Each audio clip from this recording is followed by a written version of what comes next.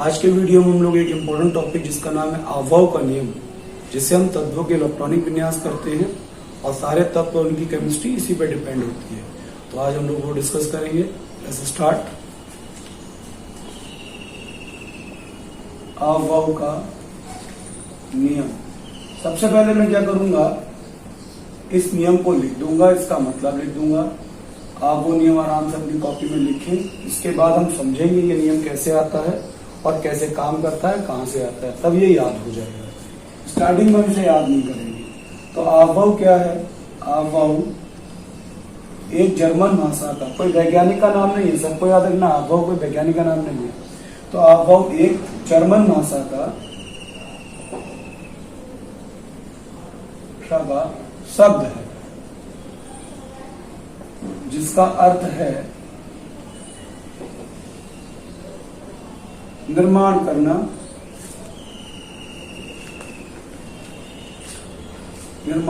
या निर्माण होना। ठीक,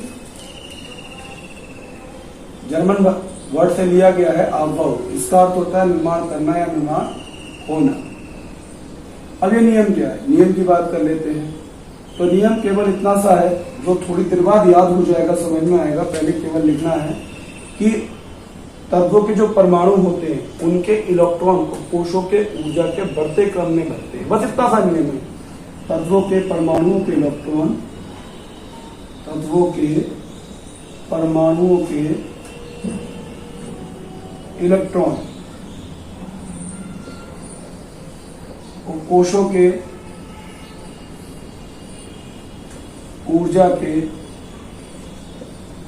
बढ़ते क्रम में बढ़ते क्रम में भरते हैं, जाते हैं, कुछ भी बोल सकते हैं, भरते हैं। ये नियम है केवल इतना सा। अच्छा, एक क्लास में हम ये बता चुके हैं कि उपकोष किसे कहते हैं, ये बात हम पहले बता चुके हैं। तो नियम केवल इतना सा है कि तत्वों के परमाणु के इलेक्ट्रॉन उपकोषों के ऊर्जा के बढ़ते क्रम में भरते हैं, बढ़ते क्रम में भरते हैं। और यह क्रम निम्न है।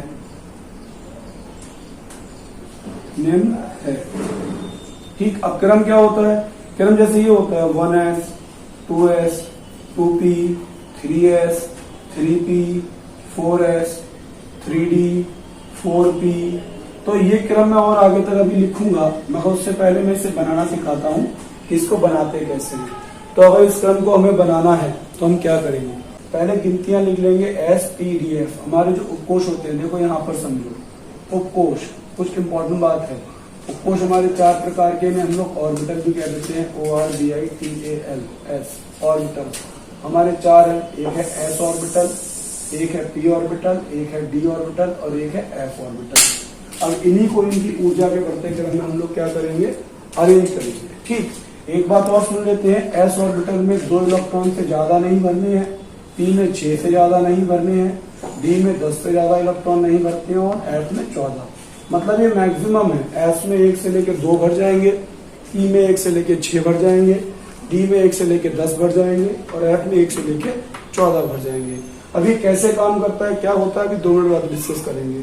तो हम क्या करते हैं, इन्हीं ऑर्बिटलों को पहले संख्या के साथ लिखते हैं जिससे हमारा ये ऑर्डर आता है। तो हमने क्या किया, 1s, 2s, 3s, 4s, 5s, 6s, 7s और 8s तक हमने इसे लिख लिया। अब हम क्या करेंगे, ऊपर से P लिखेंगे आमने सामने और ऊपर से एक संख्या छोड़ लेंगे। तो कैसे लिखेंगे, 2p, 3p, 4p, 5p, 6p, 7p। फिर एक D लिख छोड़ा तो D से 3d, 4d, 5d और 6d। फिर एक 4f और 5। ये हमने लिखी संख्या है। हमने क्या किया, S को 1 से लेकर 8 तक लिख लिया है, एक छोड़ के P को लेके 2 से 7 तक लिख लिया है। ऊपर नीचे से एक छोड़ते जाओ, फिर D लिख लिया, फिर F लिख लिया। अब इन्हें हम काटना शुरू करते हैं पेयर में। कैसे, तिरछा काटेंगे। तो एक S काट दिया, एक S काट दिया, 2 S कट गए हमारे। फिर ये जोड़े से काटा तो ऐसे 2 काट दिए। फिर 3 3, 1 2 3, 3 ये वाले काट दिए, 1 2 3, 3 ये वाले काट दिए। फिर 4 4, 1 2 3 4 ये काट दिए और 1 2 3 4 ये काट दिए।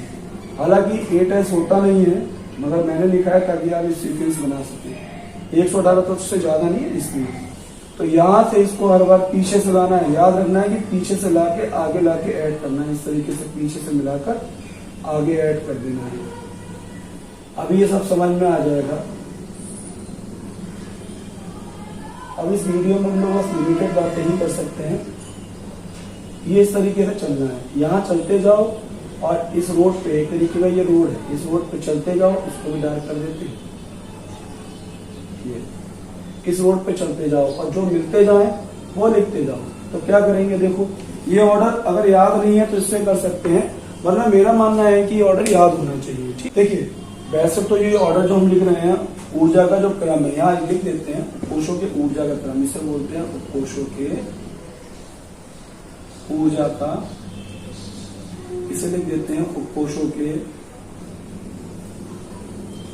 ऊर्जा का क्रम। ये ऊर्जा का बढ़ता क्रम या प्रक्रम है जो हम लिखने जा रहे हैं।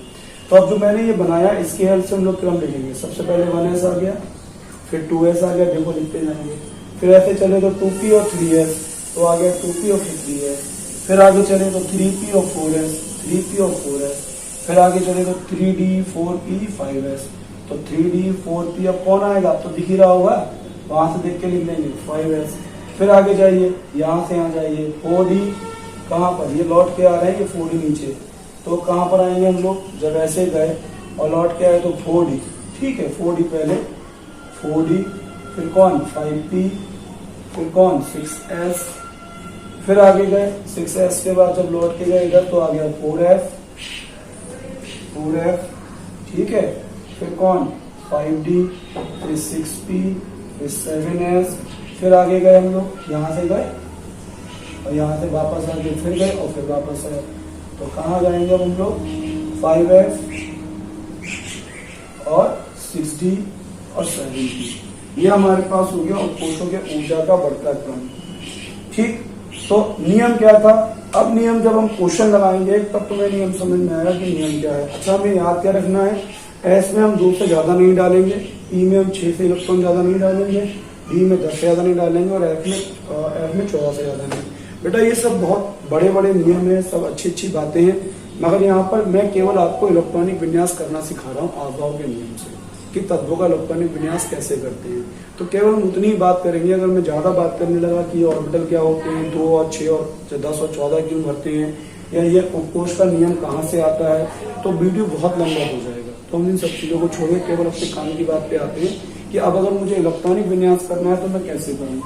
और नियम तो ये हो गया कि तत्वों के परमाणुओं के इलेक्ट्रॉन कोशों के ऊर्जा के बढ़ते क्रम में भरते हैं, और कोशों के ऊर्जा का बढ़ता क्रम ये हो गया, इसे हम लोग बोलेंगे क्रम। अब देखो इलेक्ट्रॉनिक विन्यास सीखते हैं। जैसे मान लो मुझे Na का निकालना है, Na का परमाणु क्रमांक हो गया मेरे पास 11, मुझे 11 का इलेक्ट्रॉनिक विन्यास करना है। तो तुम्हारा परमाणु क्रमांक का मतलब इसमें प्रोटॉन 11 है, और तुम डायरेक्ट कह सकते हो कि इसमें इलेक्ट्रॉन 11 है। आपके पास 11 इलेक्ट्रॉन है, ये उपकोश है, और यहाँ पर लिखी है संख्या, उसके हिसाब से आपको इलेक्ट्रॉन बांटना है। तो सबसे पहले आपने क्या करा, 1s लिख दिया और 2 इसमें डाल दिए। 2 से ज्यादा नहीं डालना, वहां मैं ऊपर लिख चुका हूँ कि इलेक्ट्रॉन कितने भरने हैं, s में 2 से ज्यादा नहीं भरने, p में 6 से ज्यादा नहीं भरने। तो 2 आ गए s में, फिर कॉमा 2s में 2 भर दिए, फिर 2p में भर दिए 6, p में देखो 6 लिखे वहां पर मैंने, तो 6 भर दिए। तो कितने हो गए, 2 2 4 6 10। अब तुम्हारे पास कौन बचा, 1s आ गया, 2s आ गया, 2p आ गया, अब आएगा 3s। 3s में तुमने भर दिया 1, क्योंकि इलेक्ट्रॉन कितने हैं, 2 2 4 6 10 और 11। तो ये सोडियम का इलेक्ट्रॉनिक विन्यास आ गया। ऐसे ही एक तत्व कोई भी आपने बोल दिया, मान लीजिए सर कैल्शियम का निकालिए 20, तो 20 से कैसे निकलेगा, कैल्शियम में इलेक्ट्रॉन कितने हो गए, 20 इलेक्ट्रॉन निकलेगा 1s2। यहां से लिखते जाओ और 2 6 10 14 इलेक्ट्रॉन डालते जाओ, 1s2 2s2 2p6 3s2 3p6, कितने हो गए चेक करो, 2 2 4 6 10, 12 6 18 और 4s2 20। ऊपर वाले जोड़ लेते हैं, 20 इलेक्ट्रॉन हो गए। तो आई होप ये 2 से समझ में आया होगा। एक मैं बड़ा क्वेश्चन ले लेता हूँ, स्पेस को यहाँ पर दिखा देता हूँ इस जगह पर, और फिर हम आगे बढ़ते हैं इसमें। मान लीजिए आपसे बात कहा जा रहा है कि 70 का निकाल लो, कोई एग्जाम्पल दिया जा रहा है वाई, जिसका परमाणु क्रमांक 70 है। तो 70 का मतलब इसमें 70 इलेक्ट्रॉन है। अब इसका इलेक्ट्रॉनिक विन्यास करो, तो ऑर्डर ये यूज करना, तरीका ये है कि 2, 6, 10, 14 और 76 को का डिस्ट्रीब्यूशन कर दो। तो 1s2 यहां से देखते जाओ, फिर 2s2, फिर 2p6, फिर 3s2, 3p6, फिर 4s2, अब आ गया D, तो 3d 10, 70 है हमारे पास, बहुत इलेक्ट्रॉन है, पहले भरते जाओ। 4p6, 5s2, 4d10, यहां पर लिखूंगा 4d10, D में 10 और 5p6, चेक कर लो कितने हुए, 2, 2, 4, 6, 10, 2, 12, 6, 18, 2, 20, 30, 36, 38, 48, 54 हो गए। फिर 5p के बाद कौन आएगा, 4s, 6s, तो 6s में भर दो, 56 हो गए। अब आएगा 4f आएगा, यहां तक 56 हो गए, 70 में से बचे 14 और f में 14 भर सकते हैं, तो तुमने 14 पूरे भर दिए, तो ये आ गया 70 का इलेक्ट्रॉनिक, समझे। तो मुझे लगता है कि इलेक्ट्रॉनिक विन्यास आपको करना आया होगा। पूरी पीरियड टेबल में से कहीं से भी कोई 2-3 तत्व पकड़ के उनका इलेक्ट्रॉनिक विन्यास कर लो।